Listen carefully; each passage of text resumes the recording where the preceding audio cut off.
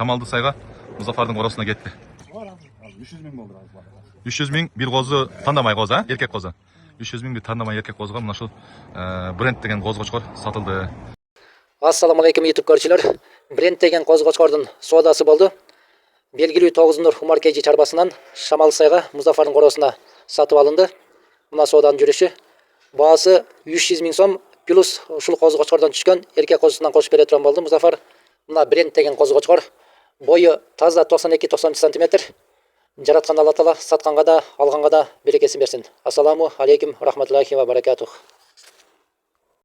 Мұзафардың қорасына. Басы қанша болды? Разысың ба? 300 мың болды. 300 мың бір қозы таңдамай қозы, еркек қозы. 300 мың бір таңдамай еркек қозыға мына шул бренд деген қозғочқор сатылды. Қозғочқор бойы 92-93 см таза шықты.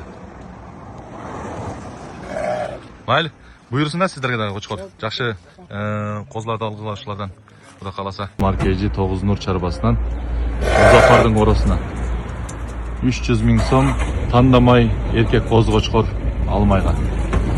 Шамалды сайға Мұзафардың қорасына кетті.